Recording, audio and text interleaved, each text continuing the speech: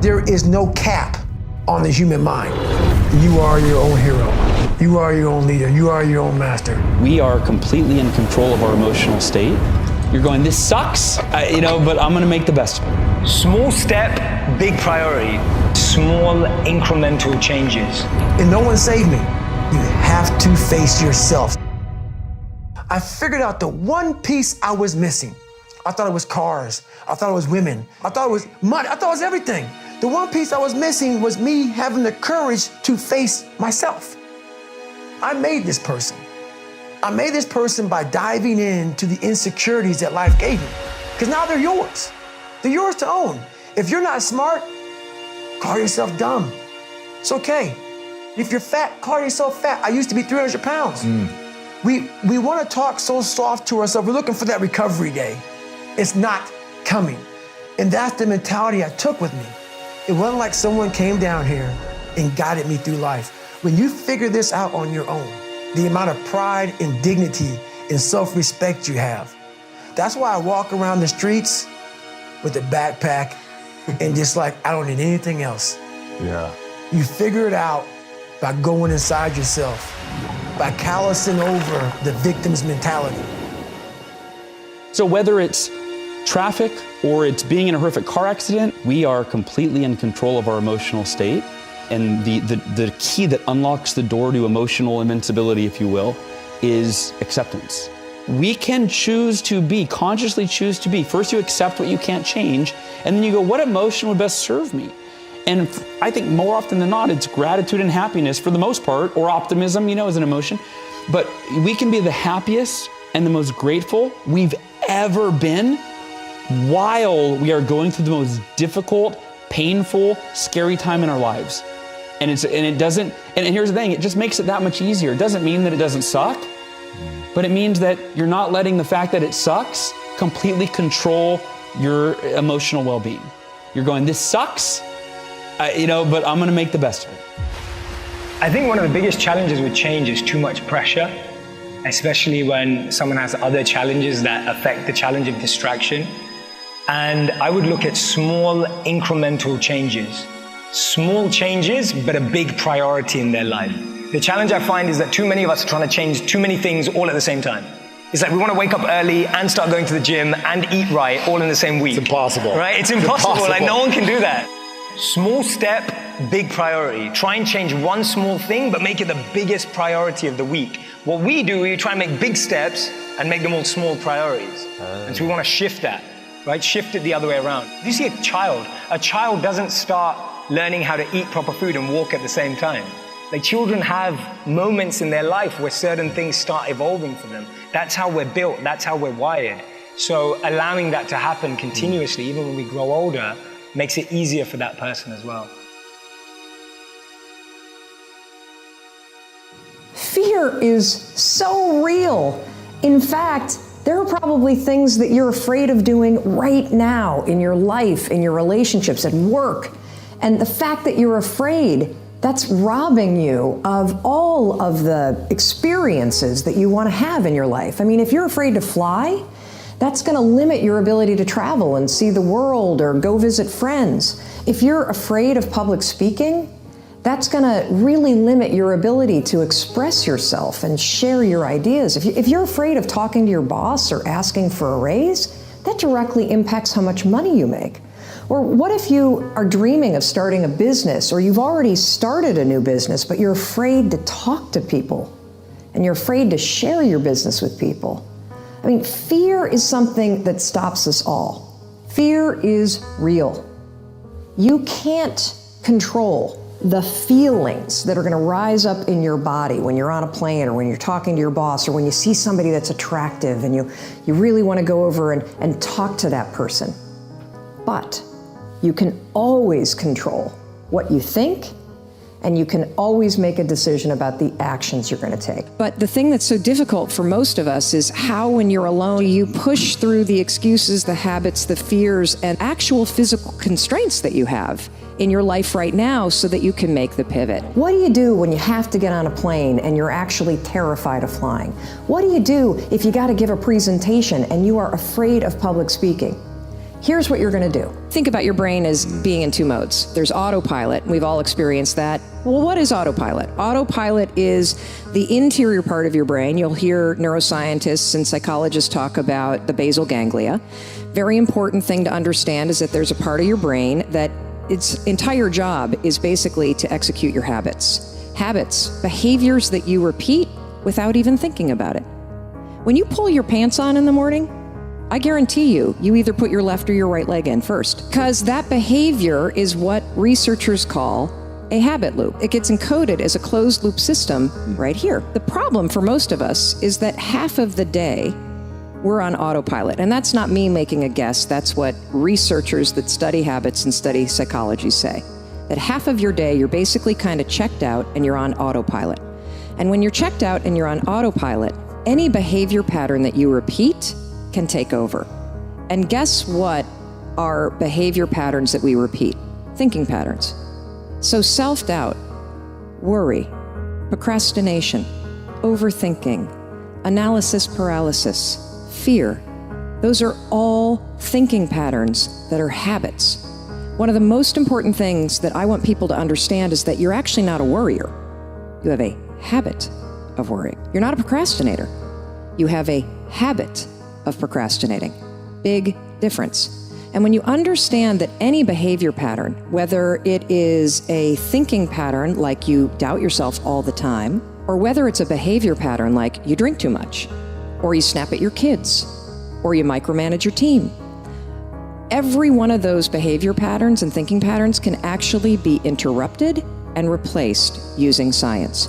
Now, let's talk about the second part of the brain, drive. Drive is the mode where you're in charge of your thoughts. It's where you are fully awake, you are present, and you are driving your thoughts and actions.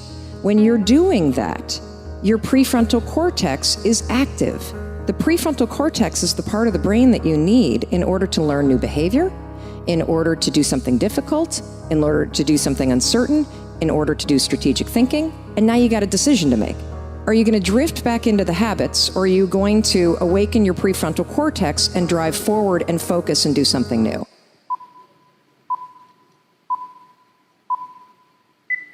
You have to act within 5 seconds. Are you going to go on autopilot and get trapped in your mind? Or are you going to 5, 4, 3, 2, 1 and awaken your prefrontal cortex and drive forward? You think that you need to feel confident or courageous in order to get started. You don't. You actually just have to start, and that's the riddle of life. That lying in bed, hoping that you wake up some morning motivated to change, that's not the answer. You actually have to learn how to push yourself. You have to learn how to leverage the power of your decisions, and you've got to learn how to take action when you don't feel like it. Because every morning when I woke up, I did not feel confident. I felt like a loser. I felt like the world's worst parent. I felt like I had failed at every single turn. See, this is the knowledge action gap. You can know what you want, you can know what you should be doing, but how do you make yourself do it when the feelings and the motivation isn't there? When all you got is fear? You cannot control what triggers you, and the fact that you may rise up with anger, you may rise up with self-doubt, you may have anxiety fill your body, but you can always control what you think and how you behave. And we spend way too much time trying to focus on manipulating how we feel about things, and not enough time practicing the skills of controlling your behavior and your thoughts. We make decisions with feelings. 95% of our decisions are made by how you feel in the moment. And that is the problem. You need to take control of the moment and leverage the power of your decisions and make them up here. Because when I was lying in bed, I wasn't saying to myself, I should get up because that's going to help me start my day right. I was saying, do I feel like getting up? Do you feel like making that cold call? No, you don't. Do you feel like doing that third set of reps? No, you don't. Do you feel like having that hard conversation? No, you don't. Do you feel like ending this relationship, whether it's in business or in your life, that is sucking you dry? No, you don't. We make decisions based on our feelings, and that is robbing you of joy and opportunity. And it is blinding you from the fact that how you change your life is one 5-second decision at a time, one push at a time. And if you accept the fact that you may never feel ready, and you may never feel motivated, and you may never feel confident, you may never feel courageous, and that's okay, but you can still push yourself forward. What happens over time is, as you start to see yourself becoming the person that takes action, that you start to see yourself becoming the kind of person that speaks even though your voice is shaking. You're the kind of person that has a bias toward moving instead of a bias toward thinking. Guess what happens? You build the skill of confidence and courage. 5 years ago, we thought the brain stopped growing at the age of 25. The answer now is never. The truth is, your brain's always growing and expanding. That's why you can always learn new things, which is amazing because it allows for what we call behavioral flexibility, meaning there's no reason for you to ever be stagnant, not in business, not as a leader, not as a human being. What's the point, man? Why am I doing all this? Is it really worth it? Because I've been working so hard, man, and for so many years. Let me just be real, I can't help but feel like I'm not getting anywhere. I'm not getting the results that I should be.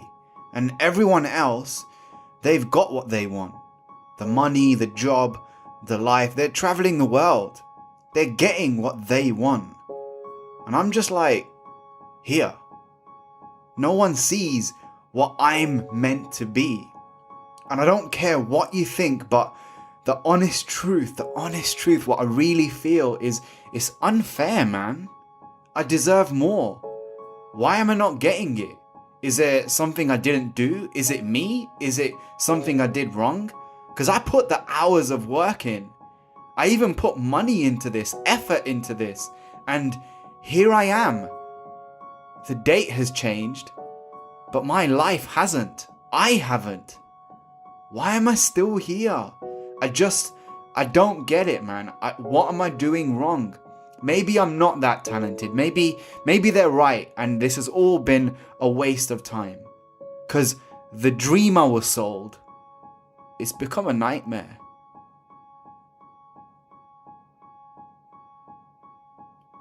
You've got to stop comparing yourself. Everything has its time. I know you're not where you want to be yet. But that's okay. The damage that's been done, it's because we compare other people's highlight reels to our behind the scenes. This world, it doesn't give you what you want. It gives you the lesson you need. We want all the riches and glamour in the world using just a few small hacks. We want to be seen only for our best bits while hiding our worst flaws. But not everything that glitters is gold. What we need, what you need, is to compare where you are with what you were, to compare where we are with what we already have. So just work with what you have. Be patient. Start wherever you are and do the best with what you have. Because someone out there tonight is praying for the things you take for granted every night. So just stop and write it out. Count what you have, not what you don't. So don't worry if on this journey you're not where you were meant to be. There's no hurry. After all, the fruit, it's the last part to grow on a tree. Good things don't just fall into your lap.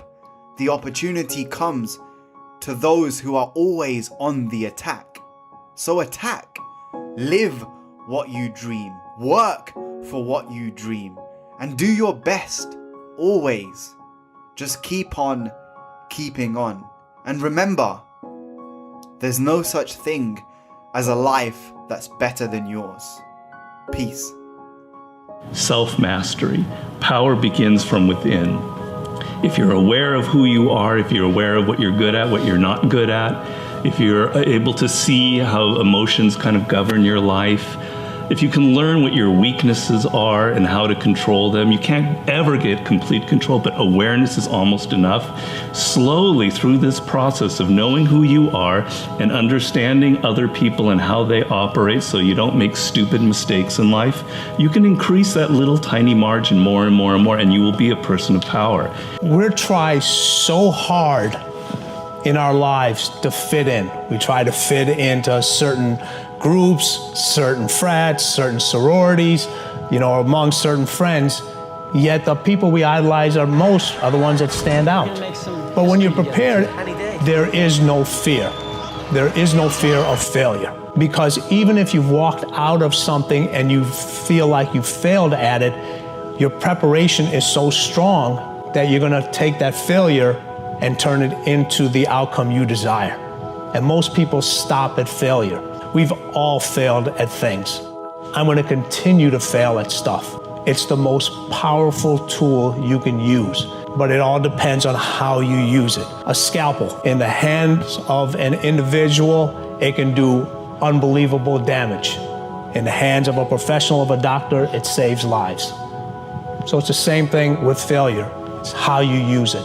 It's that drive inside of you. It's what we talk about, the dark side. The dark side is filled with failure, but it's the fuel that burns you like something that's never burned inside you before. And on some days, you gotta just listen to your soul. And you gotta say, I'm gonna leap, I'm gonna get to the edge. Most people are at the edge, and you're standing at the edge, and you're watching everyone else fly. That's Pimp My Ride, Watch My Crib, all this stuff. Watching people's lives on Facebook. You're at the edge, watching someone else live, wondering what it's gonna be like when you jump without ever jumping. And I'm just here to tell you, jump. Because only three things can happen. You're either gonna jump and fly, or you're gonna jump and fall on something soft, or you're gonna fall down hard. Either way, you're gonna get back up. You already know you got what it takes to get back up.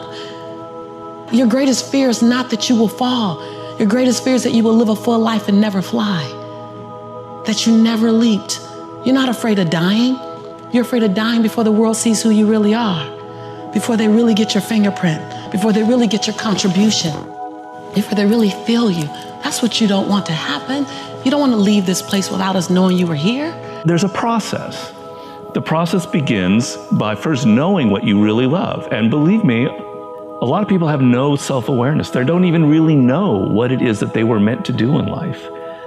They loved music when they were a kid, but then they got into law or whatever because of their parents, and then they don't know who they are anymore. Well, do I really like music? You got to go through that process first of figuring out what it is that really connects to you in a deep, visceral way, what you loved when you were a kid, what still excites you. Once you go through that and you understand it and you've got some clarity about it, okay, how do I incorporate that in my life? I know it's hard sometimes. I know you feel lost, confused, and hurt sometimes.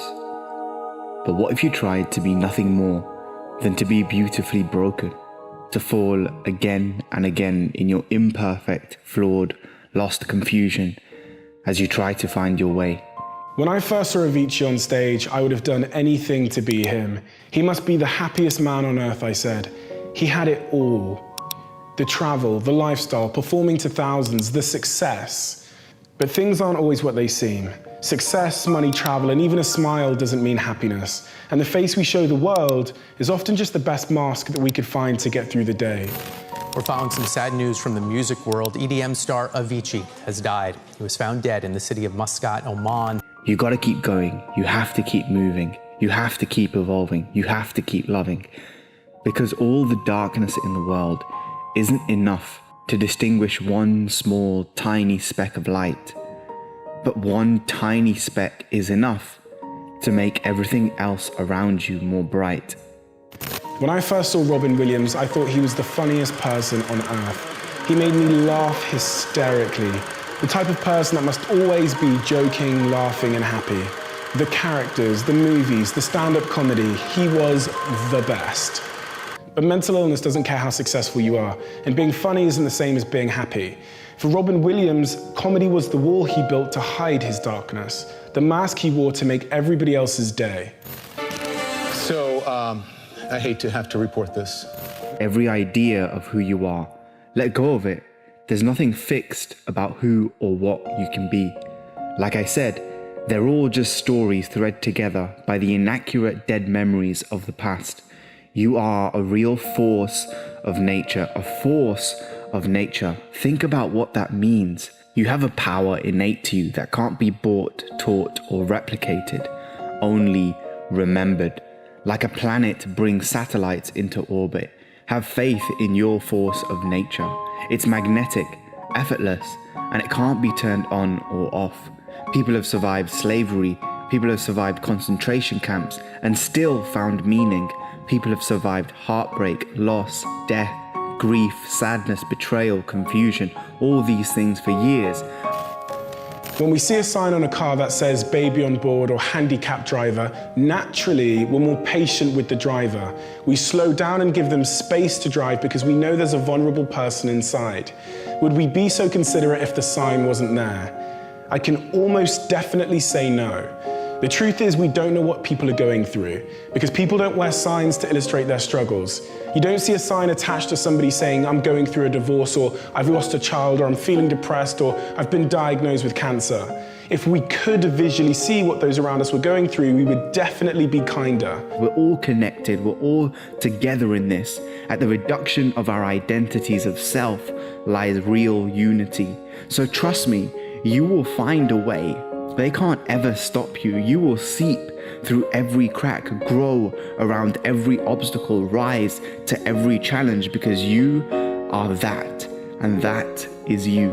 Pain is relative, and everybody around you is going through their own pain, and it's a pain we know nothing about. A pain that's often masked with a smile to protect the vulnerable person inside. Whether we know what's going on or not, we have to treat everybody as if they're wearing a sign that we can't see.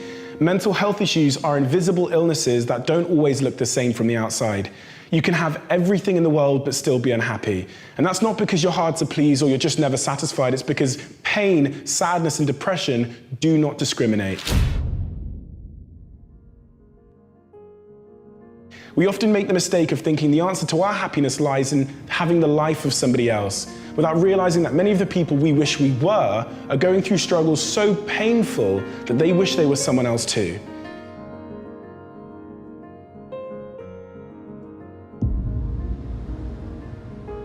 Not all shared subjective reality is true.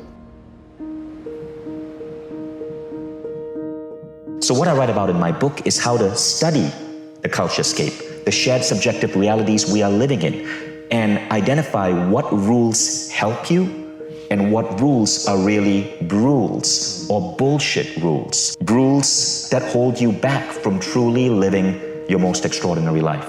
So let me give you an example of a bullshit rule. Growing up in an Indian family, there's a lot of pressure to be successful. Your family pushes you to be a lawyer, a doctor, or an engineer.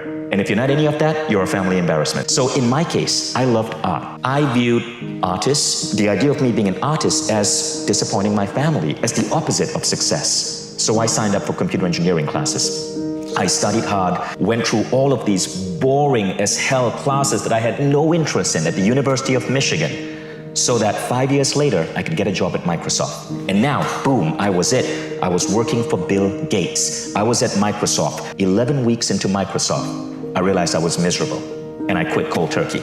I realized that for 5 years I was pursuing something that I had no interest in because the rules of the culturescape of being a good Indian kid said, be a software programmer. So I quit.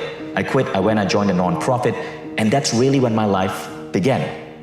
I dabbled in different things from traveling around the world to meditation to art, but it was through following these passions, it was through ignoring the bullshit rules of the culturescape, identifying what really drove me, what made me passionate, that I was able to build the life I have today. And that's really why I'm so adamant about teaching people through my work to question everything, to question your religion, to question your societal rules, to question the idea of a college degree. That's how I feel all of us should be living life, by questioning everything. And I don't mean being skeptical of everything, there's a difference. I mean healthy skepticism, ultimately questioning the rules of the culturescape so we can stay true to our own inner identity. I think the idea of goal setting in the Western world is rubbish.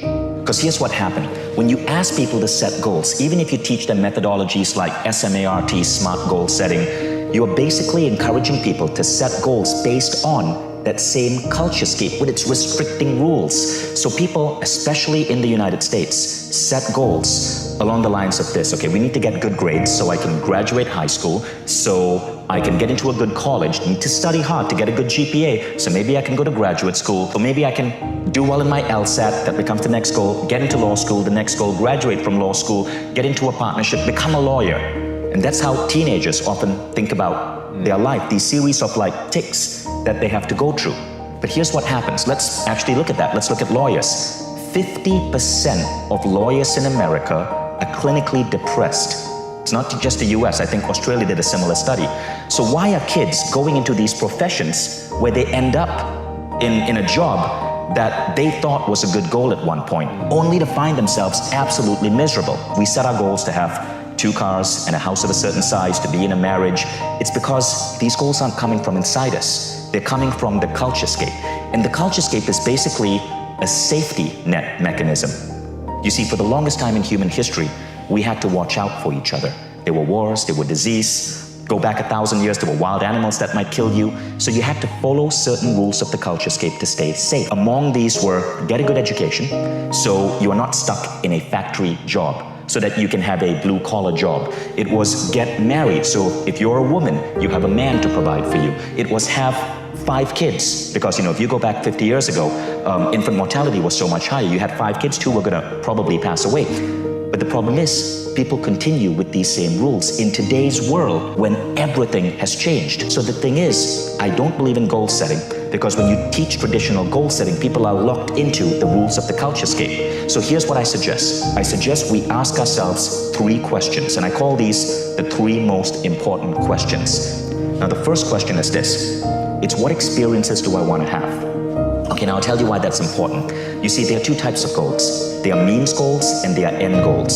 So people tend to chase means goals, not realizing these are very different from end goals. A means goal is do well in my LSAT, graduate from college, get that particular job, save up for retirement. But if you ask these people, why do you want that? There's always a so. Well, I want to qualify for college, so I can do this. Want to become a lawyer, so I can do this. Well, the so leads you to the end goal. Now, what are end goals? End goals are these things that really lead to the beauty of being human. It's waking up next to someone you madly love. It's holding your first child in your arms. It's having a puppy. It's seeing your business open for the first time. It's making that, getting that first customer. It's completing your first book.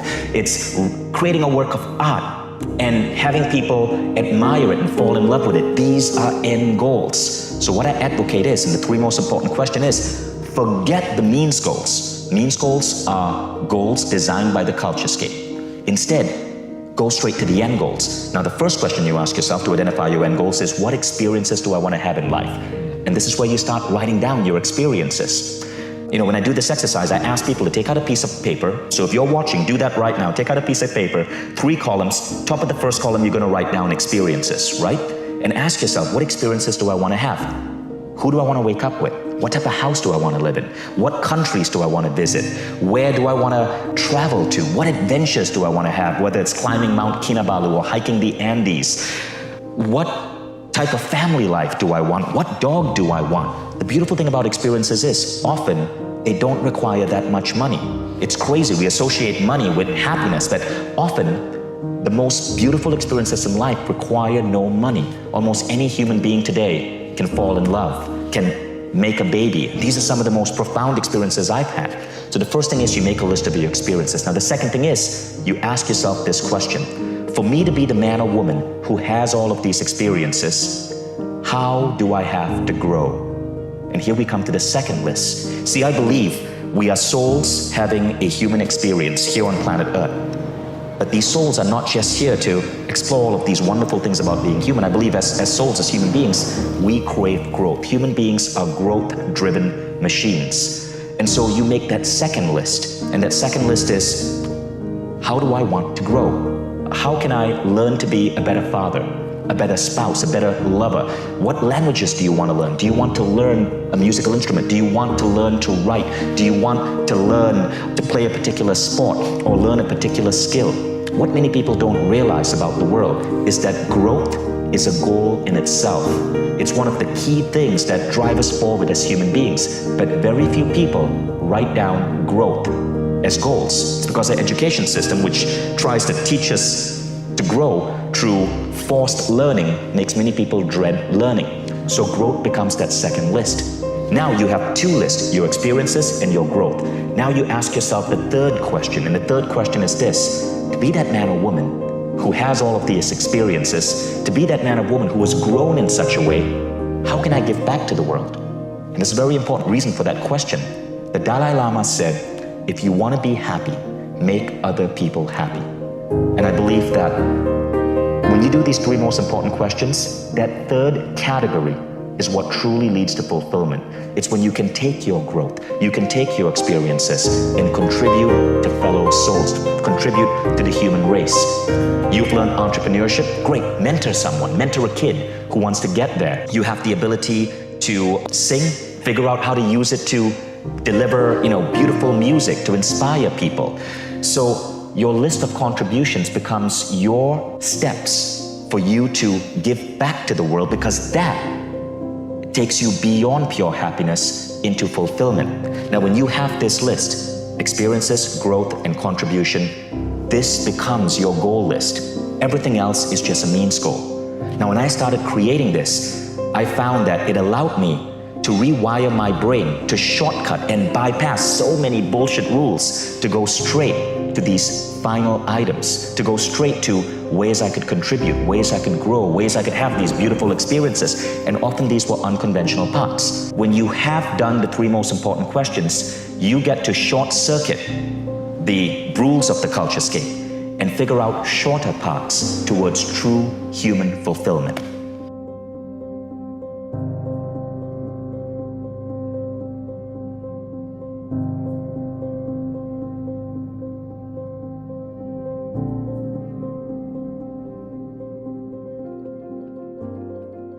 Everyone has got three things wrong. The number one is I'm not enough. The second one is I'm different, so I can't connect. And the third is I really want something like freedom from depression or success, but it's not available. But I'm not enough is the biggest. And if we look at the key addictions, shopping, binging on food, binging on alcohol, binging on drugs, sex especially, porn, all of those things come from a feeling of emptiness inside, because we're taught, oh, you feel a feeling, why don't you eat some donuts or go onto eBay and buy, or Amazon or buy something, or have a drink. And our feelings are the most real thing we have, and we push them down. We find all this stuff to buy or eat or drink or take to keep us, like John Lennon said, comfortably numb. But then the feelings regroup and come back because they've always got a job to do. Look, you've got to feel the feeling until it no longer requires to be felt. You can't eat it or drink it or shop it away, but we're all taught that we can and should. It starts with yourself, man. You gotta start diving into those things that you are afraid of. You don't gain confidence by going to the spot that makes you feel good. What gives you confidence is not being afraid. It's overcoming the fear. Maybe not overcoming them every day, but facing them and facing them and facing them. Pretty soon like this, you know what, man, this is where it's at. It's not in that comfort zone. It's in the discomfort zone is where my confidence is getting built. That's where it's getting built. But people want an easier answer. There has to be an easier way. There's not. You have to face yourself. So many people live to be 100 years old and they die miserable, having everything, because they never examined. I call it my live autopsy. You never examine this. Happiness, peace, enlightenment, it's all up here, man. Everybody's got a story. We don't share it on social media. We share our nice life on social media. We all have a dungeon. Mental toughness isn't something that you sample. It's something that you live in every day.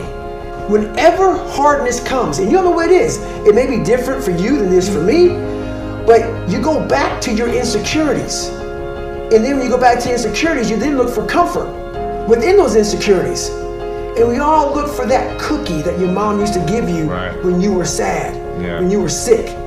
We look for our wife or our husband. We look for comfort.